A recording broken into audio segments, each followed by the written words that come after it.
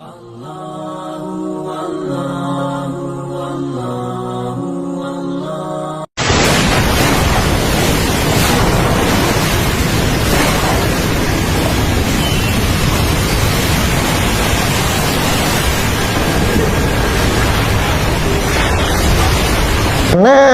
Wahabi ini lebih radikal daripada Taimi.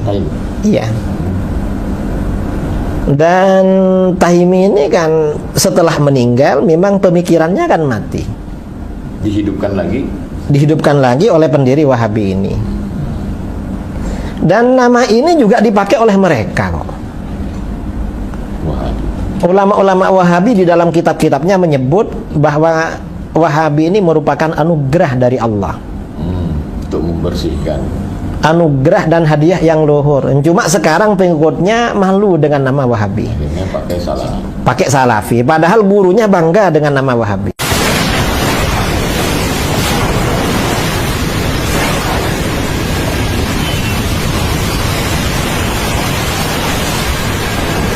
Kalau sama yang baik, yang lurus ada. Kalau yang lurus itu Wahabi itu gak ada yang lurus lah. Memang apa ya? Bengkok-bengkok lah. Orang itu memang jalan terjal, jalan bengkok memang. Jadi kalau bisa duduk satu majelis dengan Kiai Idrus itu berarti apa? Taqiyah. Ya agak membicarakan masalah itu, membicarakan yang lain-lain. Sampai kapan kita selesai dengan Wahabi? Mungkin sebentar lagi selesai. Sebabnya?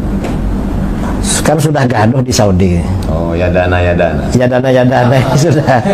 Ya mudah-mudahan lah segera bertaubat. Saya katakan kita kalau ada hal-hal orang menginformasi tentang si fulan itu begini atau yayasan itu begini, sekolah ini, cek langsung ke sini. Yang anehnya memang gini, kenyataan di mana-mana. Yang menuduh itu tidak pernah muncul ke tempat ini sebetulnya itu. Tidak pernah dengar itu. Saya punya banyak yayasan Pak se-Indonesia. Dituduh macam-macam. Saya katakan, pernah nggak datang ke tempat itu Anda mendengar kajiannya? Kalau Anda curiga tentang saya, ambil di YouTube itu banyak kajian saya. Tulisan saya banyak. Saya pernah nulis tentang ISIS, sebab munculnya terorisme dan penangkalannya. Segi-segi pelanggaran terorisme terhadap syariat Islam. ISIS dalam pandangan akidah Ahlussunnah wal Jamaah.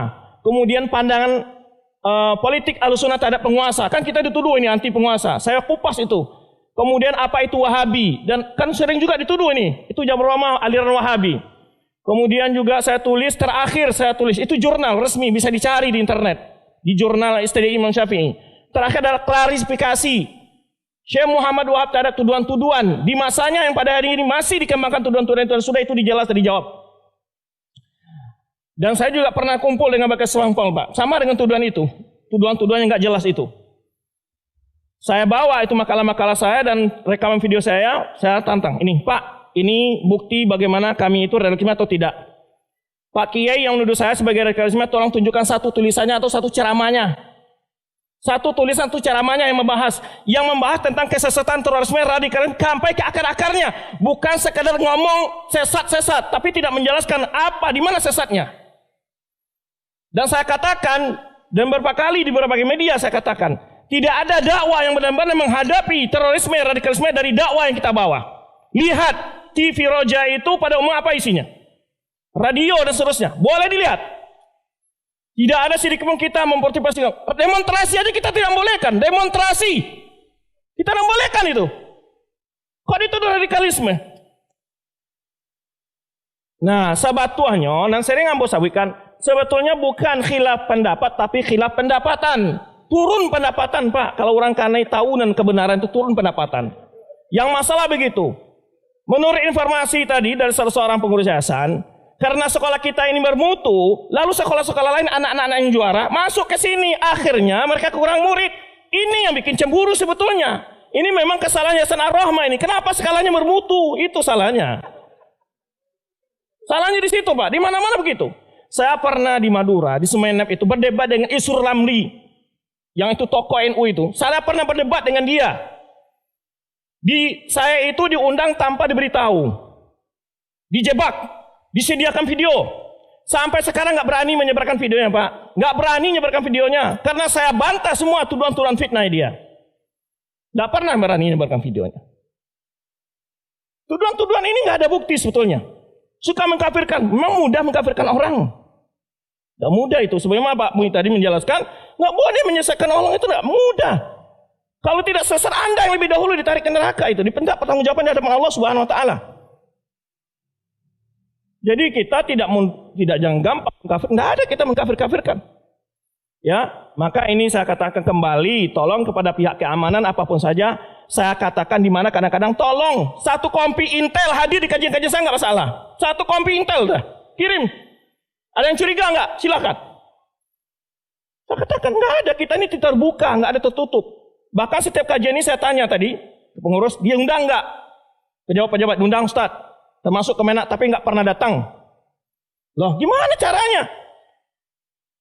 Datang ke sini dengar pengajiannya, rekam, ada yang salah, panggil si penceramah itu. Oh, ini salah kajian kamu ini.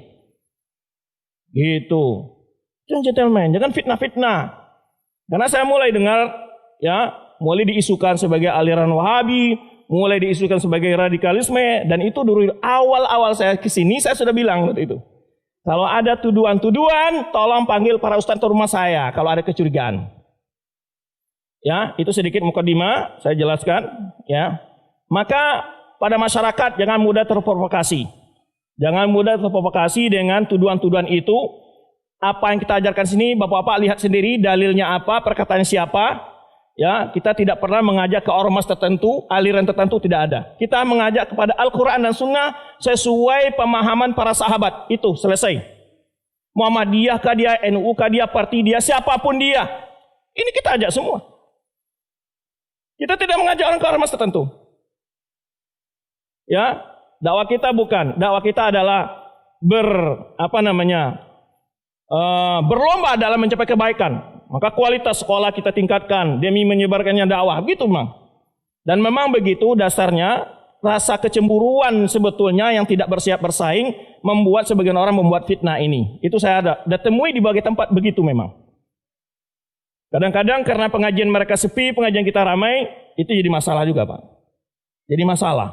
Terutama kadang-kadang infaknya berkurang katanya. Nah, yang masalah tadi saya katakan, yang masalah sebetulnya bukan beda pendapat, beda pendapatan.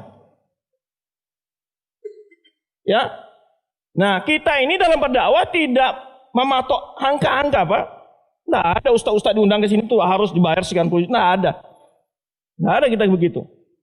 Kita datang dengan sukarela. Ambo tuh pernah tidur di rumah saji, kadang-kadang di landasan masjid, nggak ada. Padahal kadang-kadang ke kota tuh kadang pernah saya bayar sendiri dengan membawa hotel. Penting dakwah berjalan. Tapi kadang-kadang ada yang undang dibisi lebih, nah itulah minus plus gitu aja. Karena tujuan kita bukan mencari dunia, adalah dakwah. Ya, alhamdulillah. Berapa hari ini saya diberi kesehatan, mulai nampak tilas dari Cilungkang, Solo, terus setelah ke Solo kemana kita? Padang langsung Bukit Tinggi langsung ke Padang Panjang tadi jam 11 selesai langsung ke Painan. Semua kesehatan diberikan Allah Subhanahu Wa Taala.